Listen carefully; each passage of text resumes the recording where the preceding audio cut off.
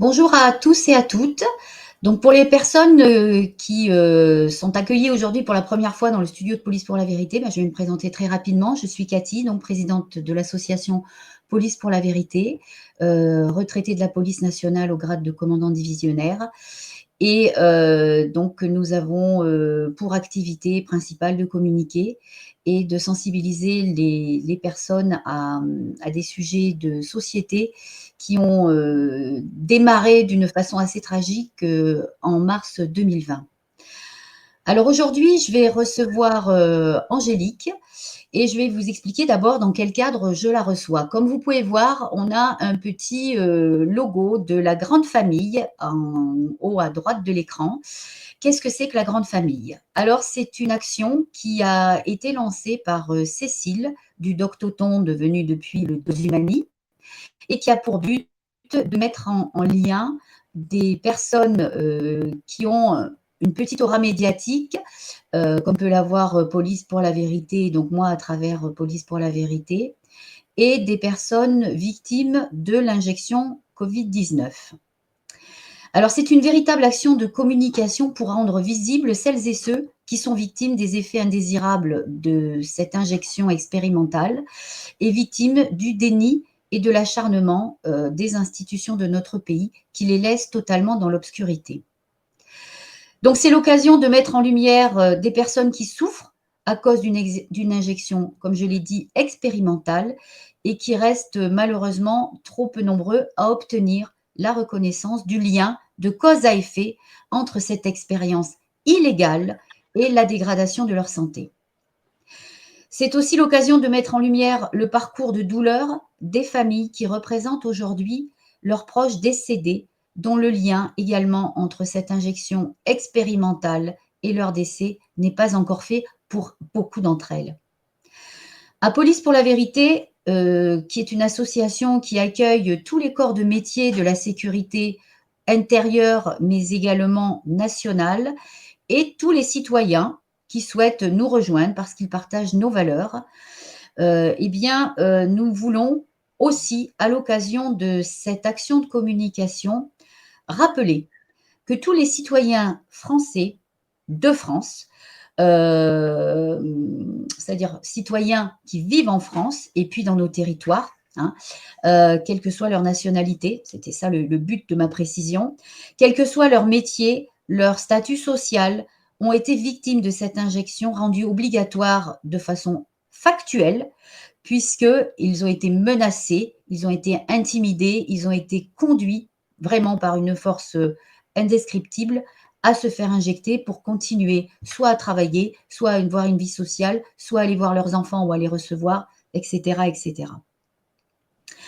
Injectés de force, injectés sous emprise psychologique, non injectés, suspendus, non injectés qui ont pu poser leur démission et trouver une voie de secours.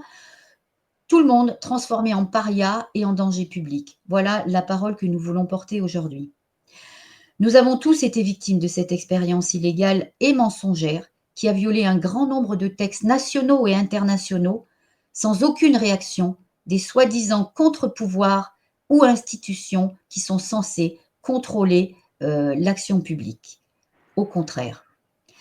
Cette action qui me permet aujourd'hui de devenir la marraine d'Angélique, que je vais accueillir dans quelques secondes, est aussi l'occasion d'exposer sans filtre toutes les violences subies et tous les sacrifices auxquels notre peuple, parmi tant d'autres dans le monde effectivement, mais particulièrement en Europe, a été soumis.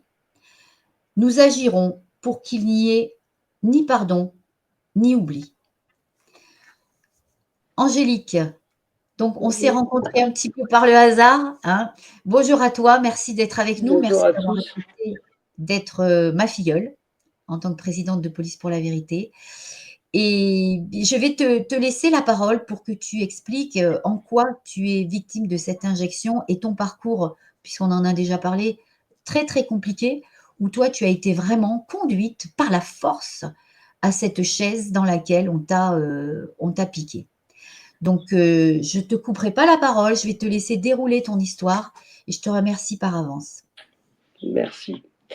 Bah, déjà, merci d'être ma marraine. Ouais, c'est sûr qu'on s'est rencontrés un peu, comme je dis, il n'y a pas d'hasard dans la vie. Voilà.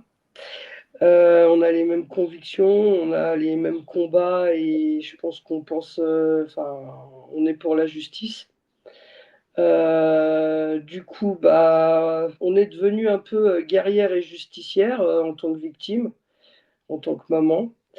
Donc moi, je travaillais en EHPAD, j'étais auxiliaire de vie, tout allait bien, j'étais à deux doigts de passer stagiaire et par la suite titulaire de la fonction publique. Donc, on va dire mon rêve enfin accessible, hein. Sachant que je suis maman de six enfants, voilà, je voulais avoir le confort pour mes enfants, le travail, enfin avoir un travail jusqu'à ma retraite, et puis voilà quoi. Voilà, être entre guillemets bah, fier de mon parcours de maman avec six enfants, parce que c'est pas facile non plus en plus en tant que femme et salariée. Du coup, malheureusement, on est arrivé à l'obligation vaccinale. J'avais des pathologies qui faisaient que mon cadre de santé n'était pas très favorable à cette vaccination pour ma part. Le médecin que j'ai rencontré qui travaillait donc à l'EHPAD était encore moins favorable, mais personne ne voulait me faire de contre-indication en fait, donc personne ne voulait me vacciner, mais personne ne voulait me faire de contre-indication. J'avais droit au coton-tige tous les 48 heures. Je crois que mon nez, c'était le tunnel sous la Manche, j'en pouvais plus. Mais bon, j'avais pas le choix en fait, hein. On me demandait à chaque fois, tous les 48 heures, de reposter sur le. Enfin, on avait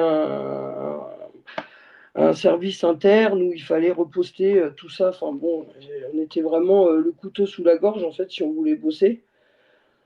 Du coup, bon, je me suis dit qu'il y avait forcément un médecin qui allait entre guillemets me sauver, puisque personne ne voulait me vacciner, c'est qu'il y avait bien des raisons.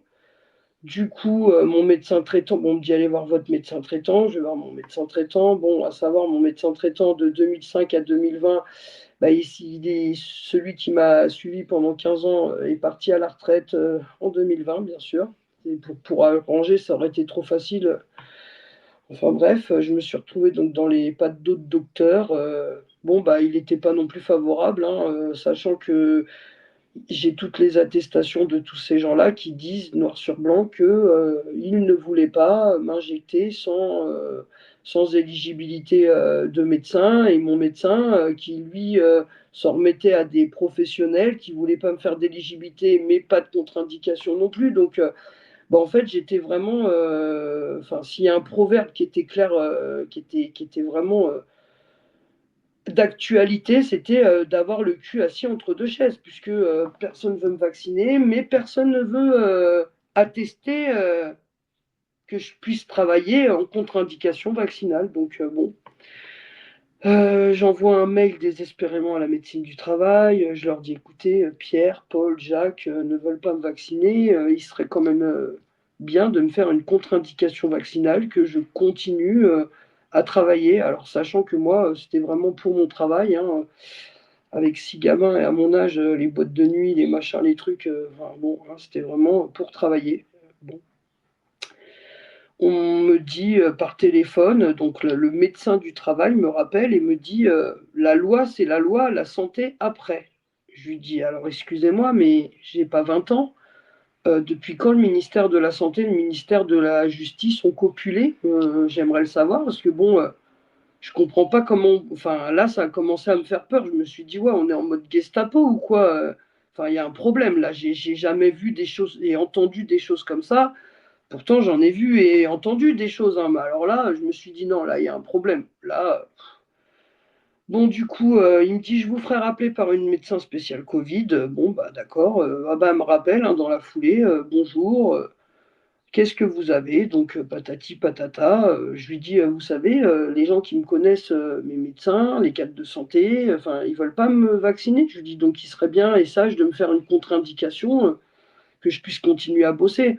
Ah non, non, non, mais vous n'êtes pas allergique, tout va bien se passer. Elle me dit: «De toute façon, vous suppo» alors un truc, vraiment c'est je crois que s'il y a des médecins qui entendent ça, ils vont se dire: «Waouh». Elle m'a dit: «Vous n'êtes pas, intolérante aux produits, qui s'avalent pour faire les fibros et les colos?» Je lui dis: «Non, à part que c'est pas très bon, non». Elle me dit: «Donc c'est bon». Je me dis: «Waouh, alors attends, ils vont m'injecter un produit, pour la colo, la fibro?» Enfin, je veux dire, elle me demande si je suis pas et elle me dit: «C'est OK». Bon, je me dis: «Bon, bref», j'avais l'impression d'un peu d'être chez les fous, clairement, hein. C'est moi la folle, enfin, c'était moi la folle, mais vraiment les gens autour de moi, ils étaient très bizarres, quoi. Et du coup, bon, bah, elle me dit alors, forcément, la date, elle est gravée comme un accouchement, hein. Je vous le dis clairement, je perds la tête, mais cette date-là, bah, je peux pas l'oublier. Le 9 septembre 2021, elle me dit: «Je vous envoie, le mail dans la foulée, et puis vous irez vous faire vacciner», sachant que nous, c'était le dernier jour, de campagne pour être vaccinés. Donc, bah, je vais voir, mon cadre de santé. Je lui dis: «Bah, écoutez, la spécialiste m'a appelé, tout va bien soi-disant, donc bah, faut que vous me vacciniez apparemment». OK, bon, là, je commence à me mettre en mode, mon corps, il me disait que ça n'allait pas. Moi qui fais pas d'hypertension, bah, quand il m'a pris ma tension, j'étais à 18,6. J'étais trempé, les cheveux, les aisselles, les derrières de genoux, enfin, j'ai jamais été dans un état pareil. Bah, il me dit: «Ça va», puis moi, c'est sorti comme ça. Je lui dis: «Bah, écoutez», comme quelqu'un qui se met sur la chaise électrique volontairement, quoi. Mais enfin, c'est sorti, vraiment, j'ai pas eu le temps de réfléchir et mon corps, j'étais pas bien, quoi, j'étais vraiment pas bien. Bon, du coup, il m'injecte. Bon, les minutes se passent, je suis toujours là, voilà, je me dis: «Bon, bah, écoute, tu devais vraiment être folle, ma cocotte, ça va, quoi». Bon, les heures se passent, j'ai un peu mal au bras, enfin bon, comme une vaccination, quoi. Bref, le lendemain, j'ai quand même un peu plus mal au bras que ça, enfin, ça avait pris plus d'ampleur. Je me dis: «Bon, bah, c'est rien, ça va passer». Les jours se passent, tout mon côté gauche, je le sens complètement bizarre et encore à l'heure d'aujourd'hui, en fait, hein, donc les médecins, ils rigolent parce que je dise de la fontanelle. Alors, oui, on n'est plus des bébés, mais bon, étant maman de 6 enfants, fontanelle, voilà. Donc de ma fontanelle enfantine à mon pied, en fait, tout mon côté gauche est, bizarre. J'ai pas mal, mais je suis bizarre. Quand je respire, mon poumon respire plus pareil, depuis, j'ai un pied de cadavre, un pied de cadavre, hein, il est pas froid, même en temps de canicule, j'ai un pied de cadavre, voilà. Donc en ayant vu je ne sais combien de médecins, faut pas chercher à comprendre. En fait, faut rien chercher à comprendre avec eux. Donc 1re dose, bon, côté gauche bizarre, une grande fatigue, fatigue genre, je me dis: «Waouh, je suis enceinte ou quoi?» tellement j'étais fatigué, pas normal. Bon, bah, de là, je commence à aller à la pharmacie, leur dire: «Je suis vraiment extrêmement fatigué». Ils me donnent des vitamines, vitamine C, ils me disent: «Vous en prenez une tous les matins». Bon, c'est ce que je fais. Ensuite, bah, le mois d'octobre arrive, deuxième dose, j'ai pas le choix, j'ai pas attrapé le covid, hein, voilà. Et puis en fait, dans le recul, pas assez malhonnête pour truander parce que clairement, c'est clair qu'après j'ai parlé à plein de gens, il y avait des moyens, mais moi j'étais pas dans le truc, malhonnête, quoi. Je voulais garder mon boulot, voilà, après je me suis dit: «Il arrivera ce qu'il arrivera, quoi. Maintenant c'est fait, quoi». Bon alors toujours très fatigué, des douleurs qui commencent, des douleurs bizarres, des douleurs qui m'arrivent en fait, des comme, des genre, des tendons inflammés aux pieds, des crampes dans les jambes, après je me dis: «Bon, enfin je fais pas le lien tout de suite quoi», plein de petits trucs qui c'est vrai en y repensant, auraient pu m'ouvrir les yeux mais bon, moi ça y est, c'est passé, je me dis: «Bon bah, tu es pas morte», voilà quoi, c'est et puis bah là, 13 janvier, 2022, alors c'est des dates, franchement c'est dingue mais, j'ai beau perdre la tête, c'est des dates qui sont gravées à vie et du coup, donc l'heure du repas, je suis sur mon lieu de travail. Et là, je commence à me sentir très mal, très, très mal. Je palpite, je me sens pas bien, je me sens vraiment pas bien. J'ai mes collègues qui arrivent, oui, effectivement, je palpite à 250 de pulse minute. Elles appellent, en furie, l'infirmière qui monte et tout, elle me donne un espèce de je sais plus quoi là, un truc pour relaxer, parce qu'en fait je lui dis, elle me dit: «Ça t'est déjà arrivé?» Alors dans ma vie, j'avais fait 3 crises d'angoisse et j'avais palpité, mais je lui dis: «Va jamais comme ça», je lui dis: «Là, j'ai l'impression que mon cœur, c'est une cocotte minute, le bouchon, il va péter et je vais crever, quoi». Je lui dis: «Là, je suis en train de crever, je crois, je ça va pas, ça va pas». Bref, je finis aux urgences, on me fait un électrocardiogramme, on me parle de myocardite, cardiopathie. Moi, je comprends rien, je suis, comme ça, j'ai l'impression que j'ai couru, le marathon de New York, quoi. Je sais plus où je suis pas bien. On me fait une prise de sang, là, on me dit: «Ah oui, vos troponines, elles sont à 656». Oui, j'ai quoi des troponines? Bon, enzymes du cœur, qui doivent normalement être à 57, je suis à 656.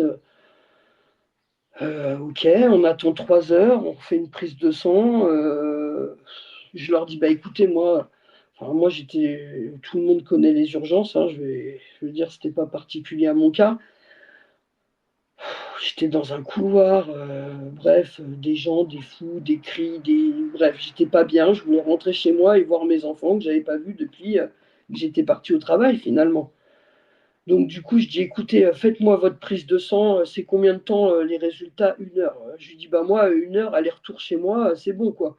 Je lui dis: «Donc je rentre chez moi, je veux voir mes enfants». Je lui dis, enfin, dans ma tête, j'étais en train de me dire, «Si je dois vraiment mourir, je veux pas mourir avec plein de gens comme ça, quoi. Je veux au moins voir mes enfants, les embrasser». Enfin, je sais pas, j'étais omnibulée par mes enfants, mes enfants, mes enfants. Du coup, je signe une décharge et je rentre chez moi. Je dis: «Si vous savez quoi? Si c'est grave, vous m'appellerez, hein». Je rentre chez moi, la crise était passée en plus, donc je me dis: «C'est bon, c'est derrière moi, c'est bon». Il me rappelle, «Revenez vite, troponine 1344, vous êtes en état de mort silencieuse». Moi, je crois que c'est un gag, hein. Je leur dis: «Non, mais je parle, ça va», je dis: «Là, je bois mon café, je suis assise», je dis: «Vous inquiétez pas, c'est passé, quoi». «Non, non, non, revenez vite, état de mort silencieuse, revenez vite». Je leur dis: «Oui, bah, je reviendrai demain». Enfin bref, enfin, je me sentais mieux, c'était passé pour moi. Je suis resté chez moi. Bon, c'est vrai que j'ai pas été me coucher de peur de m'endormir, et de pas me réveiller. Mais, j'ai attendu donc, 9 heures du matin. J'étais chez mon médecin, je lui ai expliqué ce qui m'était arrivé. Il m'a fait une lettre, j'ai été, donc dans un autre hôpital, où j'ai été pris en charge tout de suite. Ils m'ont mis en 48 heures en branché de partout, en observation et tout. Bref, depuis ce jour-là, bah, je suis reparti avec des bêta-bloquants, des anticoagulants, donc on m'a parlé de myocardite, cardiopathie, finalement, je sais j'ai une pseudo-myocardie, une myocardite, je sais pas exactement. Tout ce que je sais, c'est que, bah, j'ai failli passer l'arme à gauche et je m'en serais bien passé. Et puis, bah, là, finalement, mon médecin traitant qui me fait une contre-indication vaccinale, que je demandais depuis le début, qui était soi-disant impossible à faire, bah, là, ils ont réussi à me la faire. Donc comme quoi, mon médecin, bref, il me fait drôlement penser à des gens qui disent, «Pas de masque», des masques, c'est fiable, c'est plus fiable, enfin bref, bon. Je lui dis: «Bah, on aurait pu éviter de passer à côté de la mort si on m'avait fait ce papier en temps et en heure quand même. Je trouve ça dramatique d'avoir eu un pied dans la tombe», bref. Bon, bah, je me balade et je prône ma contre-indication partout, hein, presque je l'aurais affiché sur mon front en marchant au travail, enfin bref. Voilà, ensuite, là, c'était le début de la descente aux enfers. De là, j'ai eu un tas de problèmes, un tas d'examens, ballottés. Alors comme je dis, je suis le guide Michelin des hôpitaux. Si vous voulez aller quelque part, vous me demandez, je pourrais vous indiquer des bons établissements ou pas finalement. Parce que, j'ai fait tout le 51, le 10 et le 75 pratiquement, donc voilà. Du coup, rebelote, un problème, on me refait un examen, donc j'ai un problème enfin, je vais faire un examen pour un problème. On me trouve une, thrombose de l'artère mésentérique, bouchée à plus de 80, donc à 2 doigts de faire un infarctus mésentérique. Gloire à Dieu, j'ai envie de dire, ou gloire à là-haut, j'ai été prise, à temps parce qu'en fait, si j'aurais pas fait cet examen, je ne serais plus là, en fait, aujourd'hui, hein. Thrombose mésentérique, on ne peut pas vous déchoquer ou je sais pas quoi ou je sais pas quoi. En fait, la mort, l'issue, elle est fatale. Donc, bon. L'artère mésentérique, elle se trouve où, là? Parce que moi, je ne suis pas Dans le du tout dans le ventre. coin. C'est Ah dans le d'accord. ventre. C'est l'artère mésentérique supérieure, en fait. Donc, moi, j'avais un problème, j'avais mal sur le côté, mais c'était au niveau de la vésicule biliaire. Donc, mon médecin, il a dit, bon, on va quand même aller voir s'il n'y a pas des calculs, des lithiases qui feraient que. Et bon, oui, il y avait des petits lithias, mais pas de quoi casser trois pattes à un canard, hein. Par contre, ils m'ont dit là, c'est urgent là. Donc, ils ont fait le nécessaire. Je me suis retrouvé donc avec un stents. Ma cafetière qui se vide toute seule. Et je me suis retrouvé avec un stents. De là, ils ont aussi trouvé que j'avais une sténose de l'artère rénale gauche. Pour le moment, ils ont laissé ça comme ça. Bon, bah après, je me suis retrouvé donc, je suis suivi par je ne sais combien de médecins. Mon dernier compte rendu, bon, en fait, il n'y a pas grands médecins qui m'ont pas vu, mais bon, à chaque fois que j'ai un médecin qui me fait un examen, en fait, un spécialiste, à chaque fois, je repars avec un lot gagnant, quoi. Je me retrouve avec une néphroangiosclérose stade 2, donc j'ai mes reins qui filtrent plus. C'est une pathologie qui arrive lorsqu'on a ou du diabète ou de l'hypertension. Or, je n'ai pas de diabète et pas d'hypertension.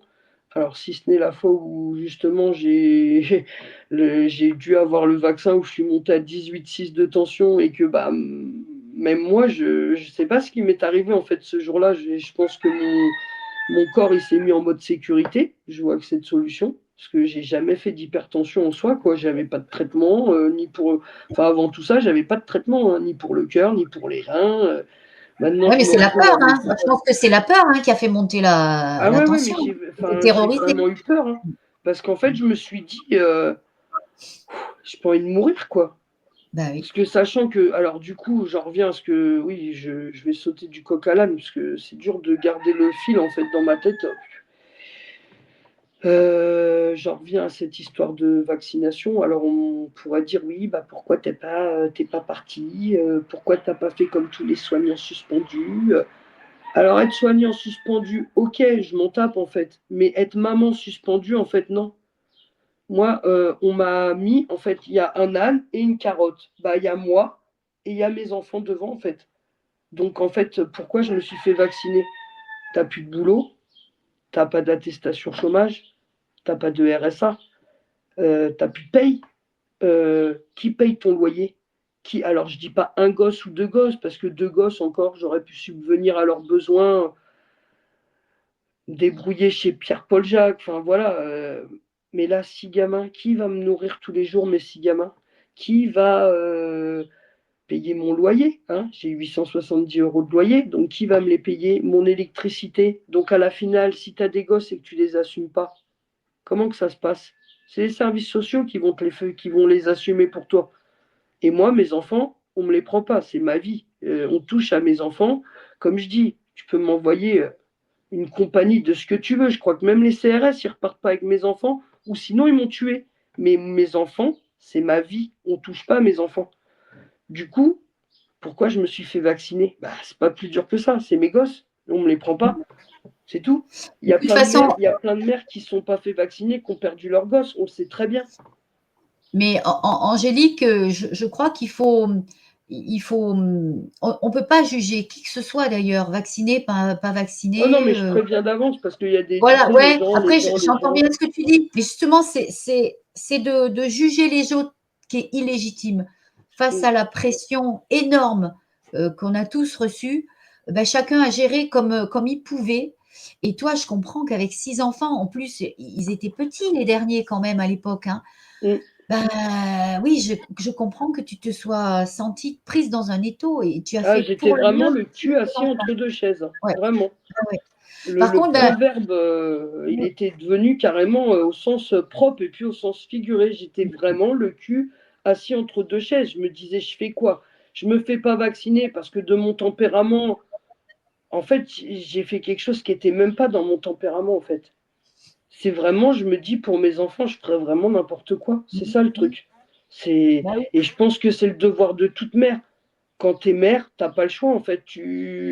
C'est ta vie pour la leur, quoi. Je veux Oui, dire, tu moi, protèges mes ta enfants, lignée, tu protèges ta tu les lignée. places, mes Mmh. enfants, ils meurent. Mmh. Moi, il y a pas de tata, papa, mamie, nana, nana. Mes enfants, ils sont tout le temps avec moi. Ils vont pas, chez Pierre, Paul, Jacques, en fait. Donc en fait, mes enfants, ils on les prend, rien que j'ai dû dormir une nuit à l'hôpital. Ma dernière, elle a dormi avec moi au téléphone, en fait. Mmh. Et on est vraiment, fusionnels, mes enfants et moi. C'est mes enfants, c'est ma vie, en fait. De toute façon, je me serais pas fait vacciner, on m'aurait pris mes enfants, j'en serais morte, morte de tristesse, morte. Donc l'un dans l'autre, j'avais pas le choix, on va dire. Et là, eux, ils ont bien réussi à m'avoir, c'est clair, c'est clair. J'aurais préféré avoir 20 ans et pas de gosse. Crois-moi que ça se serait pas déroulé de la même affaire, hein. La porte, je la claquais, la tête haute. Au boulot, on n'arrêtait pas de me dire, hein, gardez vos convictions sur le vaccin pour vous. Parce que moi, déjà, là-bas, c'était ancré. Je savais déjà c'était pourquoi le vaccin, en fait. Je le savais. Après, j'ai dit, allez, t'es forte, t'es folle, tu vas y arriver, écoute pas. Je me suis même dit que j'étais folle, quoi. Je me suis dit, t'es folle. Après, bon, bah, il est arrivé ce qu'il est arrivé. Alors maintenant, bah, j'ai gagné, en fait, hein. Là, j'ai gagné le gros lot. J'ai plus de vie de femme, je passerai les détails. J'ai plus de vie sociale, c'est voilà. J'ai plus de vie d'employé, enfin de salarié. Euh, j'ai plus rien en fait. Alors j'ai tout perdu. Ah, c'est sûr que j'ai pas perdu mes enfants, hein. Mais alors tout le reste, je l'ai perdu, hein. Tout. Ma dignité, euh, tout. J'ai tout perdu Bah, là-dedans. Voilà. ta santé, oui, tout. Tout. Et puis la vie de tous les jours parce que, Ah enfin, bah la vie au tu me quotidien, racontais l'autre jour, il y a plein de choses que tu peux plus faire et même avec tes enfants, tu es plus la maman que tu as été parce que physiquement, tu peux plus l'être. Donc ah bah j'ai un skatepark, il est à 150 mètres de chez moi. Avant on y allait, bah 150 mètres c'est rien. Il est au bout de ma rue, c'est rien. Bah j'y vais en voiture. Et puis bah, j'attends mes enfants dans la voiture parce que franchement, rien que de poser ma voiture et d'aller jusqu'au banc dans le skatepark, franchement, je me dis, bah, reste dans ta voiture. Enfin voilà, maintenant ils ont 10 ans, les deux derniers, ils savent ce qu'il faut faire et pas faire. Je les vois, j'ai quand même le temps s'il y a quelque chose de. Enfin, je suis quand même sur place. Mais c'est sûr que enfin, je me suis vu faire des 18 kilomètres à pied. Bah, là, si j'arrive à faire 18 mètres, c'est déjà bien, hein. On a réduit les valeurs un petit peu.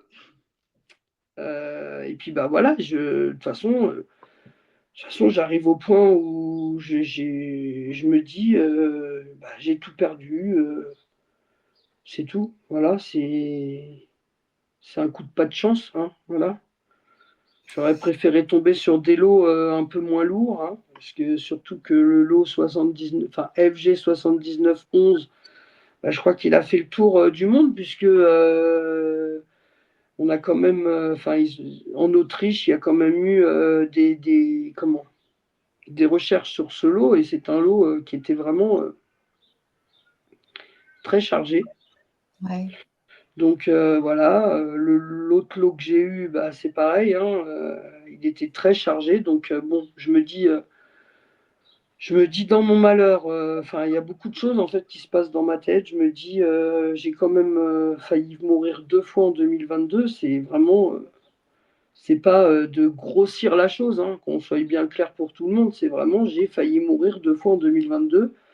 Je me dis, qu'est-ce qu'il faut que je pense? Puisque alors, j'ai déjà eu le proverbe avoir le cul entre deux chaises. Donc maintenant, je me dis, jamais 203, la troisième, c'est la bonne.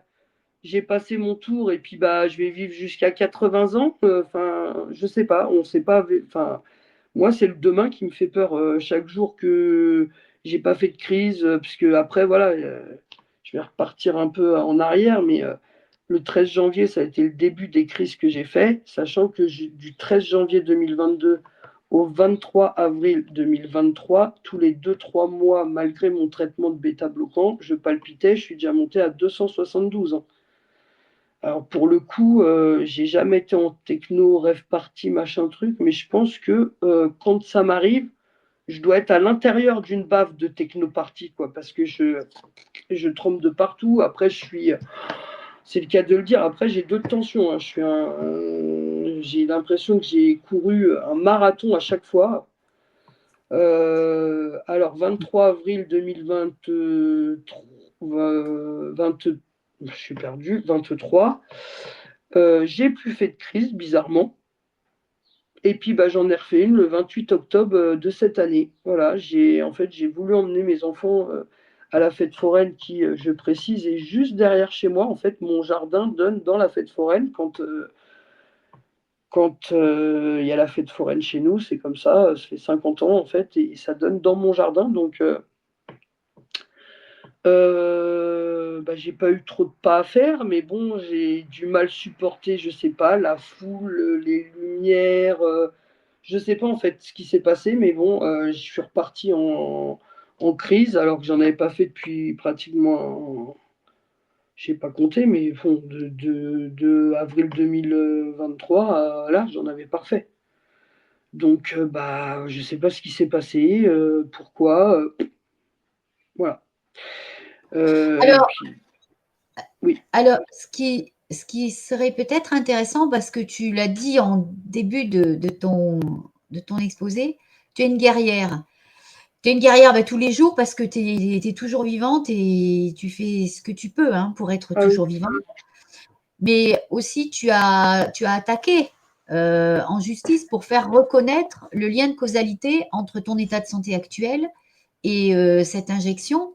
Donc est-ce que tu veux en parler sans dévoiler le cœur de ton dossier, mais est-ce que c'est quelque chose que tu veux aborder un petit peu ici, oui. et ce qui peut Bah, encourager sachant d'autres déjà qu'on personnes à va le faire? commencer par la parce que j'ai envie de dire Pfizer, c'est, mondial, c'est pas trop pour moi particulièrement que je les attaque. C'est pour moi et pour que la vérité éclate pour tous les gens qui sont morts, tous les parents qui se sont retrouvés sans enfants, toutes les petites filles, les petits garçons qui se sont retrouvés sans papa, sans maman. Enfin, c'est surtout, ça. Maintenant, mon celle que j'ai mis au tribunal personnellement, on va dire, et j'espère que justice sera faite, puisque je crois que je supporte très mal l'inverse, c'est celle qui m'a fait l'ordonnance.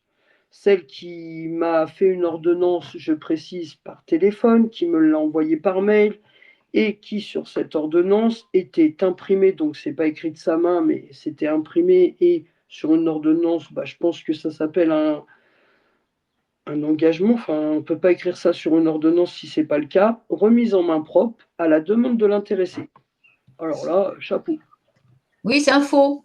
Ah bah là, C'est c'est un faux et faux en refaux. écriture. Mmh, Voilà, c'est ça. sachant que parce que j'ai quand même je l'ai mise à l'ordre des médecins, l'ordre des médecins m'a dit oui, tel médecin a droit de faire une ordonnance dans le contexte du travail. Donc je les ai rappelés, je leur dis attendez, il y a un problème. Je lui dis le boucher a aussi droit de me vendre de la viande. Par contre, il n'a pas le droit de me vendre de la viande pourrie. Hein. Euh, le médecin a tout à fait. Enfin, je veux dire, si le médecin ne peut pas faire d'ordonnance, qui peut le faire? Je lui dis, par contre, il est où le reste de la phrase? Par téléphone, où il est écrit remise en main propre à la demande de l'intéressé. Oui, bah ça, vous avez qu'à faire. Alors après l'ordre des médecins départementaux, je ne sais plus comment ça s'appelle, puisque j'en ai plein la tête de cette histoire. Il y a l'ordre des médecins, je crois, national, que j'ai pas fait puisque c'est bon, ça me fatigue en fait, j'en ai marre, ça va faire des années que je suis dans des procédures qui n'en finissent pas. Alors j'ai déjà mal partout, j'ai déjà le cerveau comme ça, mais alors d'en rajouter, des fois je fais des breaks, des fois j'abandonne, des fois je reprends après, et puis des fois je suis déter, et là quand je suis déter, bah, ça donne que je finis avec un rendez-vous avec le ministère de la Santé. Monsieur Bonnemartin, le conseiller spécial de Madame Vautrin qui m'a reçu au téléphone, qui n'était pas du tout contre mes propos. Je tiens quand même à préciser que une secrétaire parlementaire, avant d'avoir ce monsieur au téléphone, je suis un peu du genre culotté, hein, pour moi on est tous humains, après, bon, chacun voit midi à sa porte, mais bon, j'ai quand même demandé à la secrétaire parlementaire. Je lui ai dit, je trouve ça quand même un peu bizarre cette histoire, parce que vous me dites qu'on est en phase expérimentale 3. Elle me dit oui. Je lui dis, mais pourquoi vous n'avez pas recueilli des cobayes que vous auriez payés, rémunérés, en leur expliquant qu'on ne sait pas où on va. Et puis, enfin, je veux dire, c'est comme ça que ça marche, hein. Moi, j'ai ma mère qui était dans le domaine hospitalier depuis l'âge de ses 16 ans. Elle a déjà fait des expérimentations, elle était payée, et puis après, bah, si elle faisait une crise cardiaque, c'était tant pis pour elle. Mais voilà, je veux dire, c'était comme un emploi, quoi, en fait, hein. Mais il y a une convention, il y a une convention qui se fait, il y a un suivi, Voilà, il y a voilà, un et puis on te suivi. paye, on te paye. Et effectivement, les personnes sont rémunérées. Ben, évidemment, la science ne peut pas avancer si on Voilà, fait pas, si on n'expérimente pas les traitements.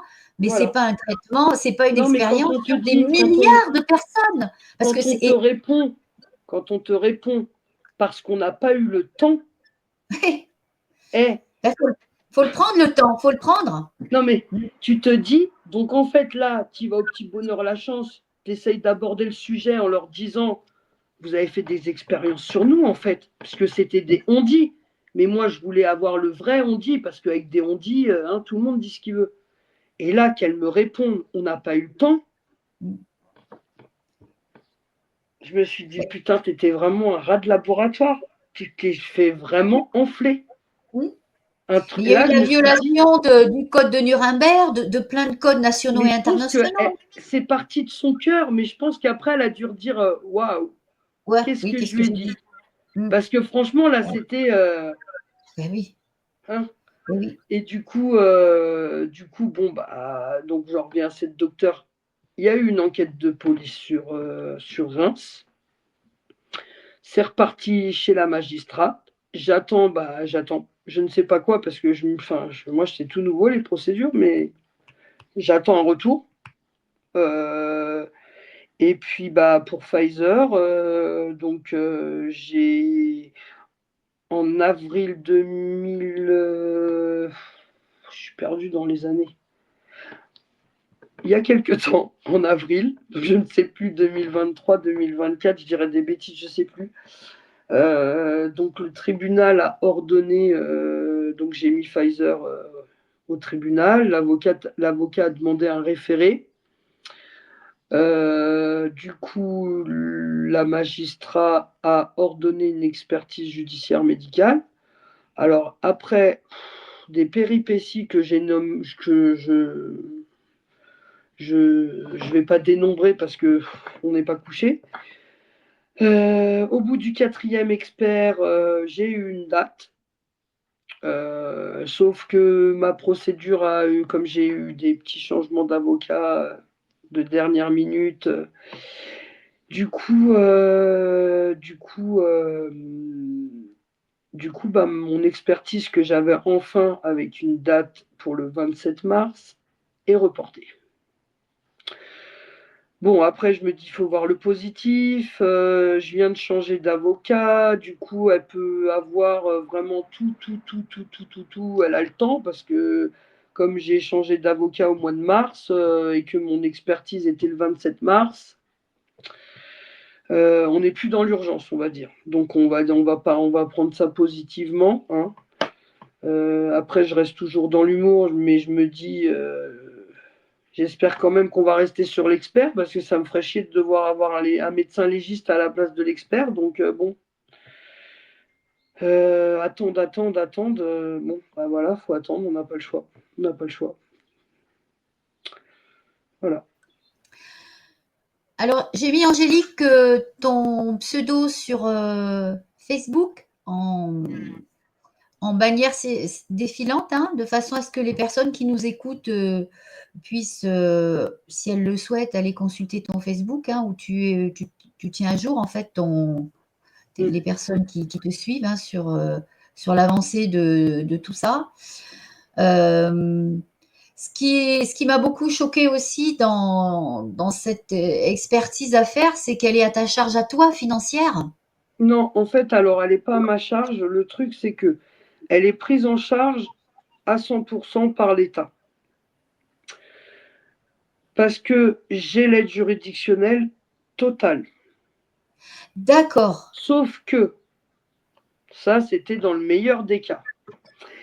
Au mois de mars, j'apprends que, enfin, j'ai des problèmes avec mon avocat, enfin, pas de problème personnel, hein, mais bon, il y a des problèmes, je ne De trouve pas le procédure. temps.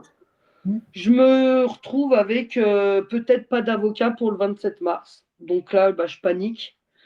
Je cherche, parce que bah, j'ai l'habitude de ne pas rester à attendre que ça tombe du ciel. Je cherche, je cherche, je cherche. Je me dis, mais c'est pas possible, c'est pas possible. L'expertise de mon combat, de ma vie, de, de, de tout ce que j'endure tous les jours. Je ne peux pas y aller comme ça, les mains dans les poches. Salut, c'est moi que voilà. Je suis toute seule. Assassine, finissez-moi. Allez-y. Du coup, je me dis, qu'est-ce que je fais? Qu'est-ce que je fais? Il faut que je trouve une solution. Et là, en cherchant, j'apprends que on peut avoir un médecin conseil qui vient avec nous à la place de notre avocat. C'est notre avocat qui valide la chose, mais on n'y va pas seul. Donc, je me mets en relation avec un médecin conseil qui me dit, OK, je veux bien prendre votre dossier, patati patata. Sauf que bah, lui, il n'est pas pris en charge dans l'aide juridictionnelle, hein, donc c'est 1 680 € à ma charge.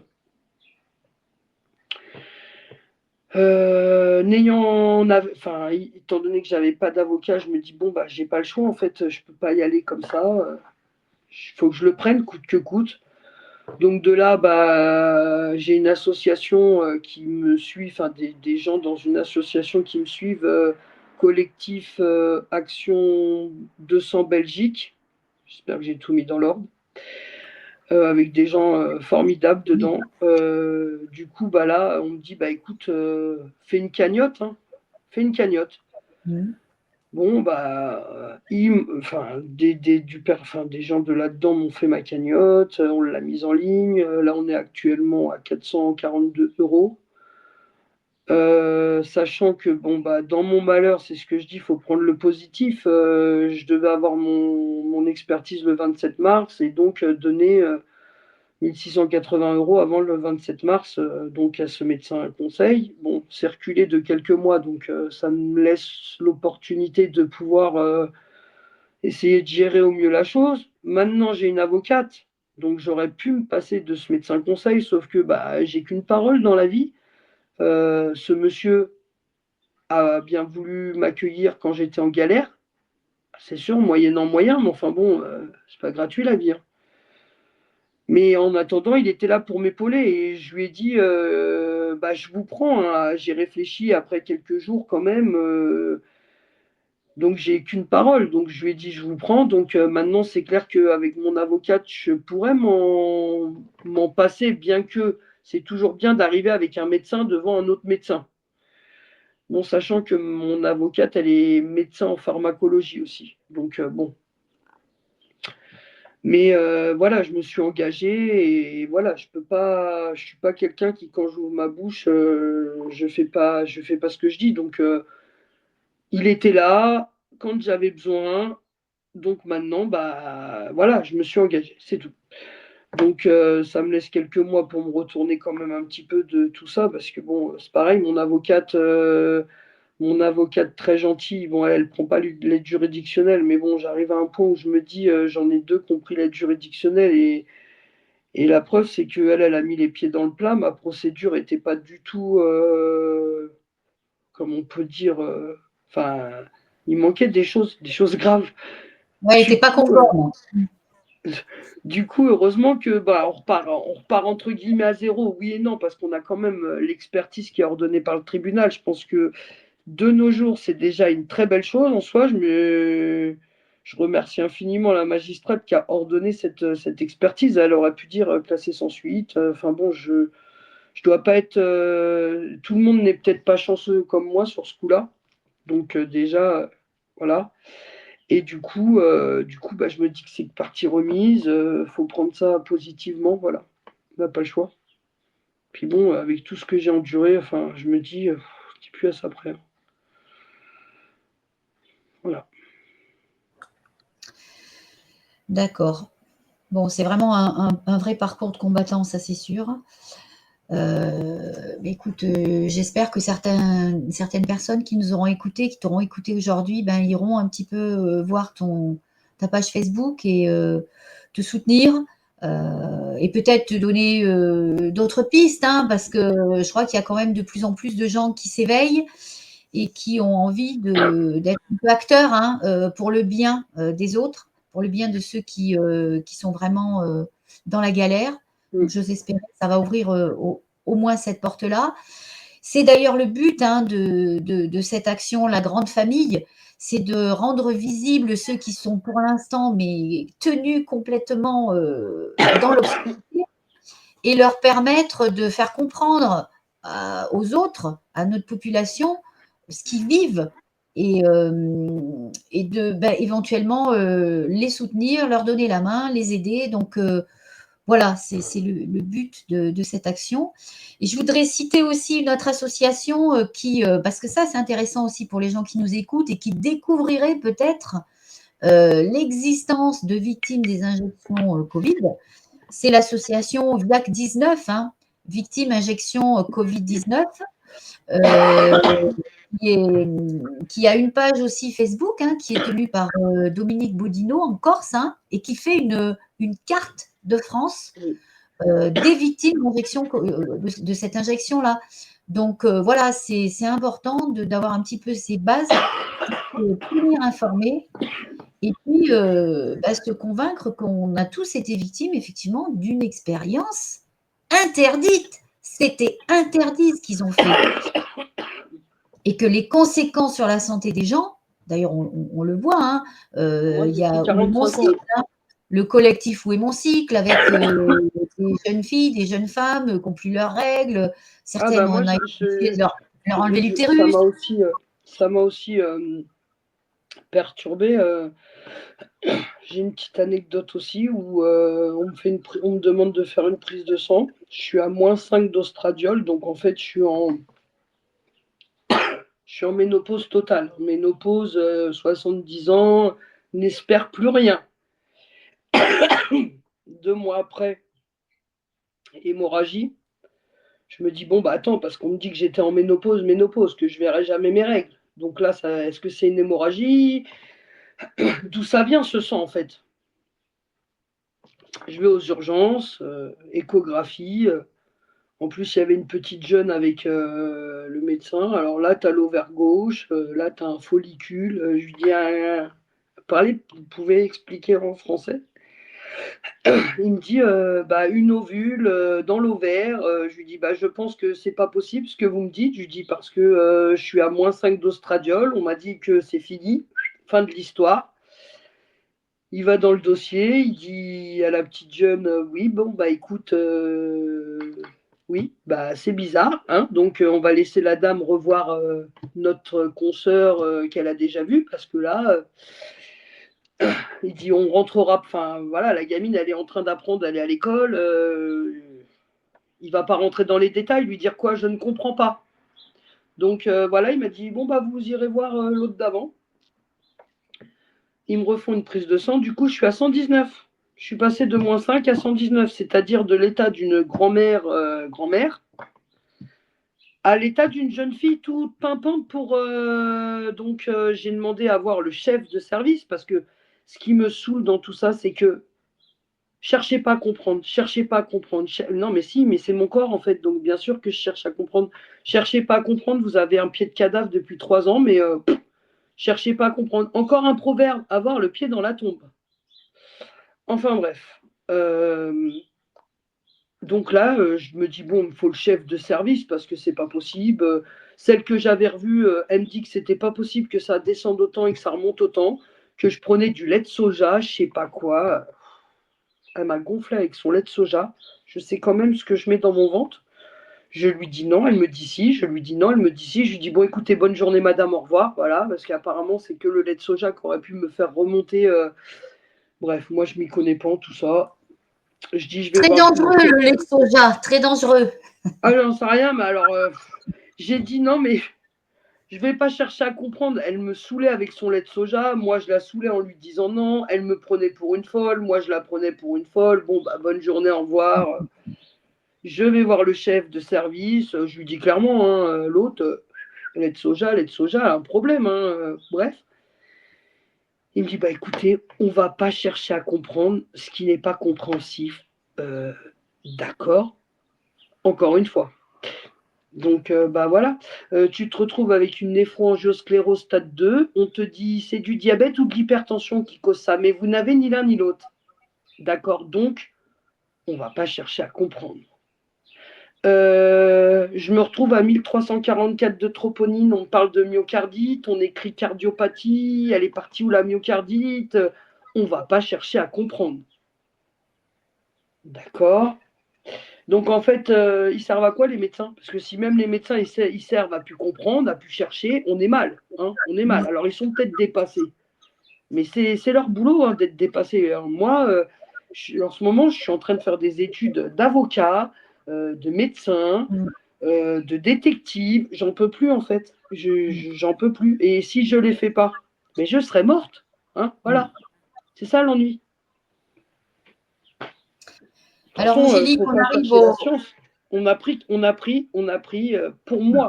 Pour moi, je dis bien, tout mon corps a pris 40, 50 ans.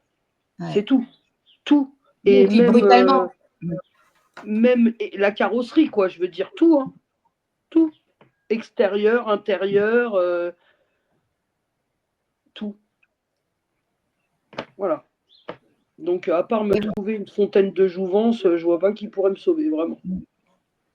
oui, parce que je me rappelle la première fois qu'on a parlé toutes les deux, tu m'as décrit qui tu étais avant cette saloperie là d'injection et ça n'a rien à voir avec ce que tu es aujourd'hui, quoi. Tu étais quelqu'un de pétillant, d'extrêmement actif, de joyeux, d'altruiste, de dynamique. Tu arrivais dans ton travail à t'occuper des personnes, à faire au-delà même de tes missions propres. Mm.